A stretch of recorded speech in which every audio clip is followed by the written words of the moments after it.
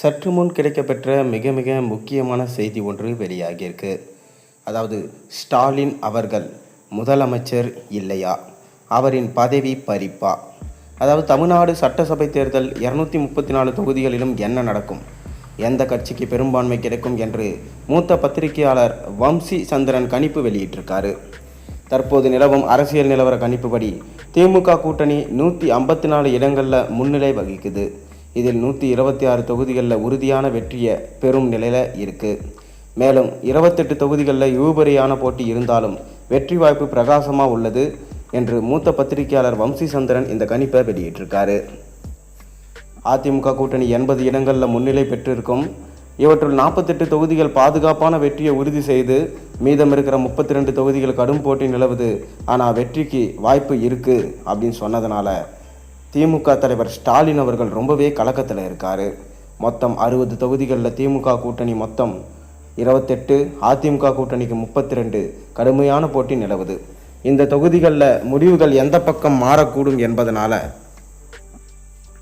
அவை தேர்தல் முடிவுகளில் முக்கிய பங்காற்றும். தமிழக வெற்றி கழகம் எத்தனை இடங்களில் வெற்றி பெறும் என்று வம்சிச்சந்திரன் தனது கணிப்பில் குறிப்பிடலை.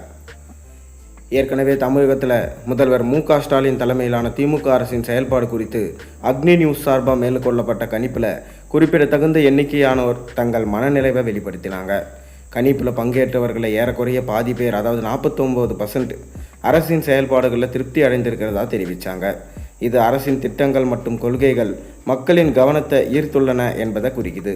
அதே போல் 17% பேர் அரசின் செயல்பாடுகளில் ஓரளவு திருப்தி அடைஞ்சிருக்காங்க. சில விஷயங்கள் அரசு சிறப்பாக செயல்படுவதாகவும் இன்னும் சில விஷயங்களில் மேம்பாடு தேவை என்றும் கருதுகிறாங்க.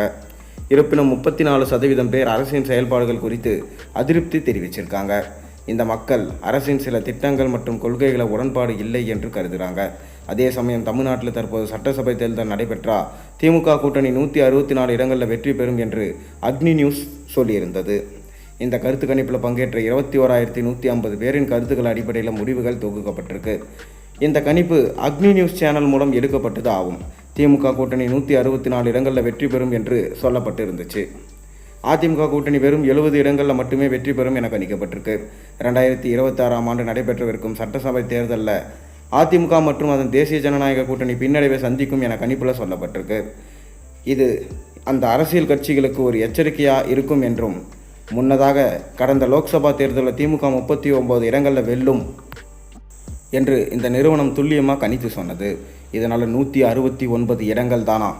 ஸ்டாலின் ரொம்பவே கலக்கத்தில் இருக்காராம். இந்த முறை ஆட்சி அமைக்க முடியுமா, இல்லை ஸ்டாலினின் ஆட்சி கவிழ்ந்து அவர் அரசியலிலிருந்து வெளியேறுவாரா? பொறுத்திருந்து பார்ப்போம்.